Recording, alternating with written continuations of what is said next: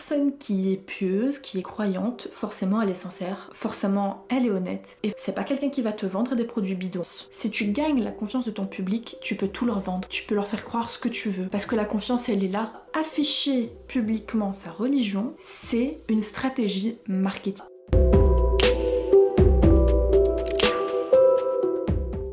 Mais moi je me suis juste confiée à ma meilleure amie quoi, qui a la rêve. Franchement, je sais pas si vous avez loupé cette interview, allez la regarder parce que franchement cette interview elle est tellement pépite. Ce qui est trop drôle avec moi, c'est que je regarde aucune télé-réalité, mais je connais toujours les dramas. Et franchement je pouvais pas passer à côté de cette interview, je pense l'interview la plus lunaire qui existe sur YouTube, à côté de celle de la Tom sur YouTube. Vas-y, ne parlons même pas de lui. Ça ferait peut-être l'objet d'un autre épisode. Bonjour à tous et bienvenue dans ce nouvel épisode du podcast Autour d'un café. J'espère que vous allez bien.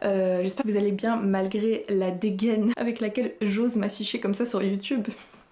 YouTube c'est la maison, YouTube c'est vraiment la maison. Bref, grosso modo, j'ai déjà tourné cet épisode une première fois, et je l'ai réécouté au montage et j'étais là, non vas-y, elle manque de saveur, elle manque de piment un petit peu. Donc du coup, je la refais à l'arrache. Il est 9h moins 10, je vais vous dire qu'il est très tard pour moi parce que je me suis réveillée à 5h30 du matin. Donc vraiment, tout ça parce que vous méritez une bonne qualité et je pense que vous vous en foutez de me voir. Moi ce qui m'importe, c'est pas mon apparence physique dans mes épisodes, c'est ce que je raconte, c'est ce que je veux diffuser comme message, donc on va y aller. Alors évidemment, si tu connais ce podcast, tu sais que madame aime aborder des sujets sensibles et délicats. Voilà. Donc tu connais la chanson, petit disclaimer, tout commentaire allant à l'encontre du respect des religions sera évidemment supprimé, donc ne te fatigue même pas. J'ai vraiment envie dans l'épisode du jour de parler du lien entre influence et religion, parce que c'est vrai qu'auparavant, personne n'affichait sa religion, c'était de la sphère personnelle, ça touche vraiment à ton intimité la plus profonde, et puis surtout personne n'osait afficher sa religion publiquement parce qu'on avait trop peur des polémiques, on avait trop peur des répercussions que ça pouvait avoir, parce que quand t'es religieux t'es un peu connoté, surtout quand tu viens d'une religion plus qu'une autre, on va pas se mytho, et du coup c'est vrai qu'on n'osait pas l'afficher publiquement sa religion, on n'en parlait même pas. Même les gens qui sont fortement pieux et croyants cachaient aussi leur foi par crainte de discrimination, par crainte de jugement et aussi par crainte à ce qu'ils ne soient réduits qu'à une seule facette. Quand tu es dans ta vie d'être humain, alors oui tu as une facette de toi qui est pieuse, qui est croyante, mais t'as tellement d'autres facettes et moi j'ai eu beaucoup de mal. Les grosses étiquettes comme ça, quand il n'y a qu'une seule étiquette qui est collée sur toi, ça me déplaît fortement. Parce qu'on est des êtres humains avec toute la complexité que ça comporte et avec toutes les facettes, les multiples facettes que ça comporte. Et du coup c'est vrai que quand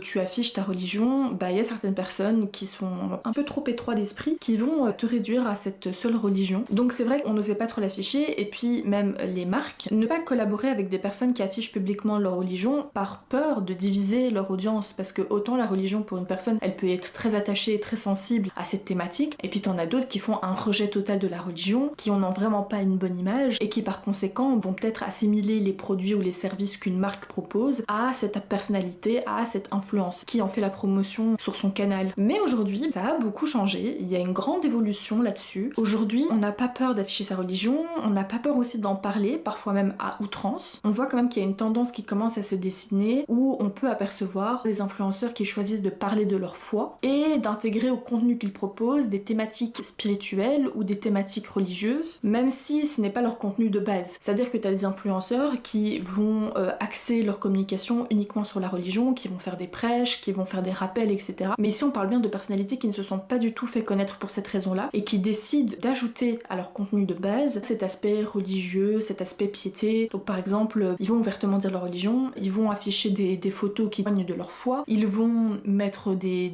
versets de la Bible et des versets du Coran dans leur bio Instagram ou en légende d'une photo. Bref, il y a vraiment un shift qui s'est passé où, contrairement à avant, on dissimulait le plus possible sa religion, aujourd'hui on l'affiche et parfois même on l'affiche à outrance. Ce qui m'a intéressée quand j'ai voulu travailler sur le sujet, c'est de pourquoi est-ce qu'aujourd'hui c'est intéressant de parler de sa foi. Et bien certains influenceurs ont constaté deux choses en partageant leur foi. La première, c'est qu'elle aide à bâtir une relation plus intime avec son audience et paraître beaucoup plus authentique, beaucoup plus ouvert. Ça va vraiment venir créer un lien entre la personnalité et ses followers. Mais aussi, et ça c'est le point le plus intéressant, c'est que en fait parler de sa foi qui est considéré comme un sujet tellement intime, c'est un gage de confiance. Et c'est justement ce point-là qui est intéressant pour comprendre la thématique du jour que tu as vu dans le titre de l'épisode, mais c'est l'instrumentalisation de la religion afin de vendre plus de produits. Pour certains influenceurs, afficher publiquement sa religion, c'est une stratégie marketing. Alors attention, moi je suis pas là pour déterminer la sincérité d'un tel ou d'un tel. C'est pour ça d'ailleurs que, et je vais faire beaucoup plus attention à l'avenir, tu verras dans la miniature de mon épisode YouTube que j'ai mis des visages de personnes qui affichent beaucoup leur foi sur les réseaux sociaux. Ce sont des personnalités dont j'ai caché les yeux pour des raisons juridiques, hein. J'ai pas envie de me prendre des procès et ces gens-là sont très procéduriers, donc du coup j'ai envie de faire quand même très attention à ça. Mais bon, on arrive à deviner à peu près qui sont ces personnes-là, mais en tout cas moi je vais pas citer de nom et moi je suis pas là pour dire qui est sincère et qui n'est pas sincère. Chacun doit faire preuve de discernement. Moi je trouve quand même il y a certaines personnalités qui en abusent, qui en parlent beaucoup trop, sachant que je suis moi-même croyante, pieuse, pratiquante, tout ce que vous voulez, mais moi ça me dérange justement, et dans cet épisode-ci je vais expliquer pourquoi ça me dérange. Peut-être que j'aurais dû expliquer ça en intro, mais en tout cas autant je suis convaincue qu'il y a certaines personnalités qui sont très sincères dans leur foi et qui ont décidé de l'afficher mais sans forcément l'utiliser, l'instrumentaliser pour vendre des produits, et autant je pense qu'il y en a certains d'entre eux quand même qui instrumentalisent un peu leur foi pour justement vendre des produits. Tu me diras pourquoi est-ce que c'est intéressant d'avoir recours à cette démarche-là? C'est tout simplement parce que dans l'esprit des gens, il y a un préjugé très ancré qui est que la personne qui est pieuse, qui est croyante, forcément elle est sincère, forcément elle est honnête, et forcément comme elle a peur de Dieu, elle va pas mal agir. Grosso modo, c'est pas quelqu'un qui va te vendre des produits bidons. En fait, le lien il est très vite fait, tu vois. Genre, si tu suis un influenceur qui, par exemple, en intro de sa story va dire aujourd'hui j'ai prié, aujourd'hui j'ai donné l'aumône, aujourd'hui j'ai nourri des sans-abri, et que dans la story d'après il commence à faire un placement de produit, en fait le lien que tu vas faire dans ta tête c'est mais attends, la personne elle a affiché qu'elle a fait une bonne action, qu'elle a fait un très bon geste, juste après elle fait un placement de produit, forcément le placement de produit il est pas bidon parce que juste avant elle nous démontre, cette personne là, à quel point elle se soucie d'être des individus, des plus démunis, donc non, elle va pas m'arnaquer avec des produits de dropshipping, elle va pas m'arnaquer avec des produits qui ne marchent pas. Et voilà comment est-ce qu'on fait de la religion une stratégie marketing. Faut comprendre que la confiance c'est un levier essentiel pour maîtriser l'influence. Si tu gagnes la confiance de ton public, tu peux tout leur vendre, tu peux leur faire croire ce que tu veux, parce que la confiance elle est là et c'est un lien très solide. Alors vous me direz oui c'est sur les réseaux sociaux, nanana, oui pour les personnes qui ont peut-être un peu plus de recul, mais il y a certaines personnes qui ont peut-être un peu moins de recul, et je vois qu'il y a certaines personnes qui s'attachent vraiment à des personnalités qu'ils peuvent voir sur les réseaux, et d'un côté est-ce qu'on peut vraiment les blâmer? Quand tu suis les aventures au quotidien d'un individu, même si c'est à travers un écran, tu finis par t'attacher à cette personne-là. Moi je vois parfois des gens, quand un influenceur n'a pas posté de story depuis 3-4 jours alors que c'est une personne hyper assidue qui poste en masse tous les jours, les personnes commencent à s'inquiéter, commencent à se dire mais attends, mais elle est où? Mais qu'est-ce qui se passe? Vous vous rendez compte ou pas? Alors que c'est des personnes qui ne connaissent pas dans la vraie vie. Est-ce que ça vous intéresserait que je fasse un épisode là-dessus? Parce que je me rends compte que c'est un attachement un peu particulier quand même de s'attacher à des personnes derrière un écran avec lesquelles tu interagis pas tellement. Parce que je peux comprendre les gens qui ont des relations à distance parce que mine de rien tu interagis tous les jours avec la personne, mais là l'interaction elle est ultra minime. Bref, je fais une parenthèse, mais il faut comprendre donc oui qu'il y a certaines personnes qui n'arrivent pas à prendre cette distance là et qui par conséquent vont faire confiance parce qu'elles se disent c'est une personne pieuse, donc forcément c'est une personne honnête, donc forcément c'est pas quelqu'un qui en veut juste après mon argent, donc forcément c'est quelqu'un qui me vend un produit de qualité. Aussi, le fait de montrer qu'on est religieux, ça peut aussi ouvrir des nouveaux marchés, comme par exemple la modest fashion. Donc il y a quand même des gains à se faire en adoptant cette stratégie là, et je ne parle pas que de gains d'argent mais aussi de gains de visibilité, j'en parlerai un peu plus tard dans l'épisode. Faut aussi comprendre que justement aujourd'hui le public il est en quête de sens. Il y a des influenceurs qui ont très bien compris ça et qui veulent donc se démarquer en proposant justement des valeurs dans un monde qui est quand même ultra connecté mais parfois déshumanisant. C'est rassurant de voir des gens qui diffusent des messages bienveillants, des valeurs morales, etc. Et donc encore une fois, ça rentre dans cette stratégie de manipulation par l'affect, manipulation par la religion. L'influenceur répond à cette demande de repères dont le public a besoin et forcément certaines personnes de son public vont y croire. C'est comme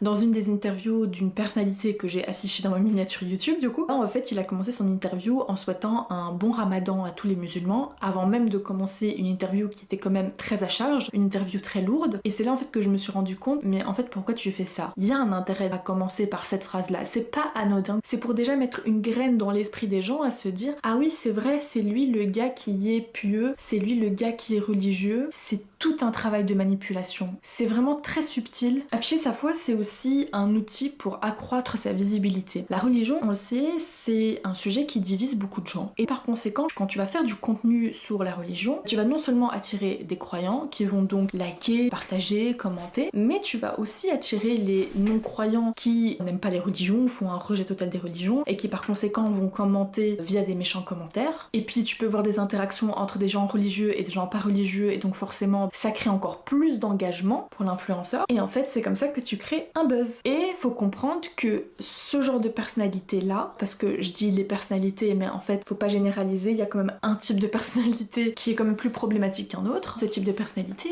elles se battent les reins de faire un bad buzz. Pour elles, un buzz c'est un buzz et tant qu'on parle d'elles, et il y en a même c'est leur stratégie, il y en a qui font exprès en fait de faire des bad buzz, il y en a qui font exprès d'être hyper maladroits dans leur story, et puis c'est marrant parce qu'on va dire ouais mais en fait il est pas si bête que ça, elle est pas si bête que ça, il a juste joué au con pour justement attirer une audience et pour après ça pouvoir redorer son image. J'ai un exemple bien précis en tête mais vas-y je vais pas dire son nom, mais je pense qu'on en connaît des personnalités comme ça qui disent après coup oui mais j'ai fait exprès de faire l'imbécile mais en fait je suis très intelligente. Et alors ce qui est très marrant, et moi j'ai jamais compris, franchement je me dis les gens ont la mémoire courte et surtout les gens sont tellement malléables et manipulables. T'as des personnalités qui au début de leur carrière qui ont fait exprès de par exemple jouer au con ou de voilà de paraître bête juste pour pouvoir attirer des gens, juste pour pouvoir te créer une audience, que vraiment on mette la lumière sur eux et sur leurs bêtises, ce qui est quand même fou d'un côté de se dire ouais elle s'est fait connaître ou il s'est fait connaître parce que au début elle a fait le con. Je sais pas si vous vous rendez compte un peu de la culture du vide et de la déchéance. Et cette personne, je sais pas, elle fait plus de télé-réalité, elle fait des interviews où elle s'exprime bien, mais pas de fou, mais juste elle s'exprime correctement. Dès qu'elle va sortir un mot un peu plus pompeux, mais c'est une bonne stratégie en vrai, c'est peut-être pas si con que ça au final, mais c'est que du coup dès qu'elle va sortir un mot un petit peu pompeux ou un peu voilà, on va dire waouh mais qu'est-ce qu'elle est brillante, mais qu'est-ce qu'elle est intelligente, alors que ça se trouve 3 mois avant elle disait des dingueries, mais vas-y maintenant qu'elle s'exprime bien, on oublie qu'elle a dit cette dinguerie il y a 3 mois. Alors à vous de déterminer si c'est de la bêtise ou si c'est vraiment très intelligent. Moi je suis un peu partagée en soi, parce que en vrai je me dis c'est le public qui lui a donné cette lumière, donc c'est peut-être son public qui n'est pas futé. Pardon. Donc bref, je disais forcément quand tu parles de religion, ça va créer des échanges super intenses et ça fait accroître l'engagement. L'un des plus gros soucis, et c'est là où je trouve que ça dessert non seulement l'influenceur, mais ça dessert en fait toute la communauté religieuse derrière, c'est qu'on a des attentes irréalistes et beaucoup trop idéalistes aussi de ces personnalités qui affichent ouvertement leur religion. C'est-à-dire qu'au moindre faux pas, au moindre écart, on ne va pas les rater. Par exemple, elle est musulmane et elle a dit qu'elle était musulmane, elle affiche sa piété, mais vas-y, dans la story d'après ou dans la publication d'après, elle se montre dans une tenue un peu plus légère. Mais comment ça? La publication d'avant t'étais à la Mecque et maintenant t'es en mini-jupe. Et là, franchement, je vais prendre un peu la défense, oui. Je vais prendre la défense, mais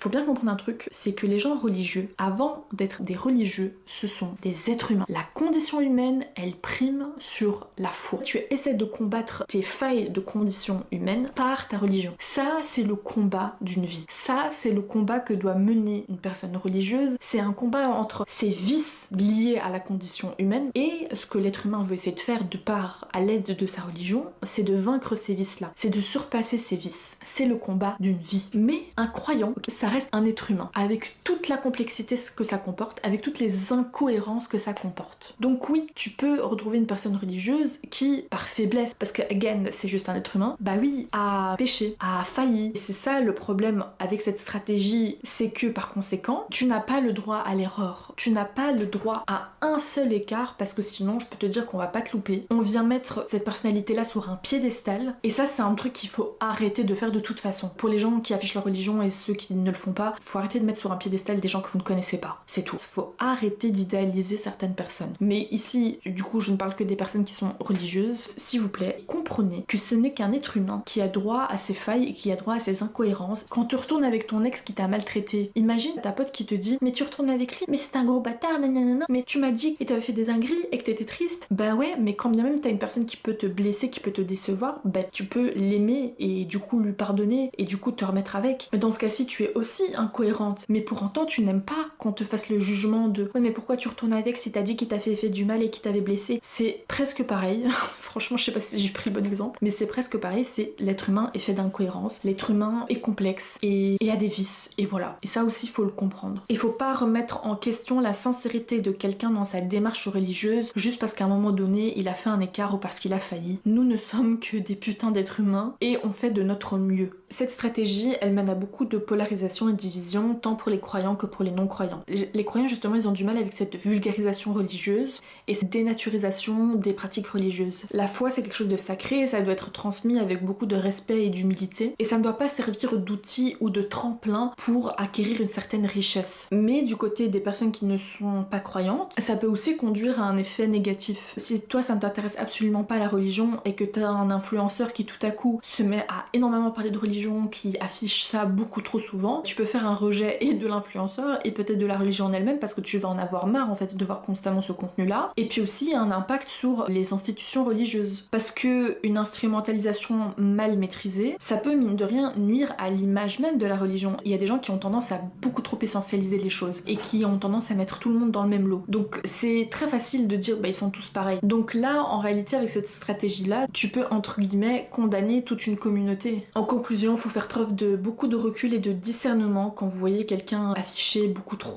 à outrance sa religion. Et il aime bien aussi, genre à chaque phrase, parler de Dieu, etc. Moi je veux bien quand je parle avec des personnes religieuses, mais quand je parle avec des personnes dont j'ignore s'ils sont oui ou non religieux, je vais pas à toutes les sauces commencer à placer Dieu dans la conversation, ou enfin voilà, placer des doulets et des Inch'Allah partout devant des gens en public qui n'est pas du tout réceptif à ça. Il faut le faire aussi dans le bon contexte, et moi je pense pas que justement sur internet ce soit le très bon contexte, surtout qu'il y a beaucoup de personnes, faut comprendre que la religion, il y a un vrai sujet, il y a des gens qui passent des années à l'étudier, qui font des études de théologie, bref, pas tout le monde n'a les capacités de transmettre une religion. Je pense que jamais je donnerais un conseil religieux sur internet, j'aurais trop peur moi de diffuser des trucs sur la religion parce que je me dis pas toutes les connaissances nécessaires, je le sais, et donc par conséquent c'est mieux que je me la ferme. Il y a des gens qui sont beaucoup plus compétents que moi pour en parler, qui ont fait des études là-dessus, qui ont vraiment étudié chaque verset dans son contexte et dans l'histoire, et le problème c'est qu'il y a des personnalités qui en parlent mais qui ne savent pas grand chose ou très peu de choses ou qui n'ont pas des connaissances approfondies et qui vont diffuser des mauvaises informations, et ce qui va peut-être conduire à plus de discrimination, à la mise en lumière d'une communauté qui est peut-être déjà un peu trop visée, un peu trop mise en lumière et un peu trop critiquée. Et moi je pense qu'il y a des sujets dont il faut parler, oui, mais pas à outrance, en mettant toute la lumière sur eux, parce qu'une surreprésentation ça peut aussi nous nuire. Et c'est important de pas idéaliser ces personnes-là et de vraiment faire ses recherches auprès de sources fiables. Merci à toi d'avoir écouté ce nouvel épisode du podcast Autour d'un café, j'espère que tu l'as apprécié. Comme d'habitude, n'hésite pas respectueusement à laisser un commentaire, à partager ton point de vue sur cette thématique-là. Et prends soin de toi, ciao ciao!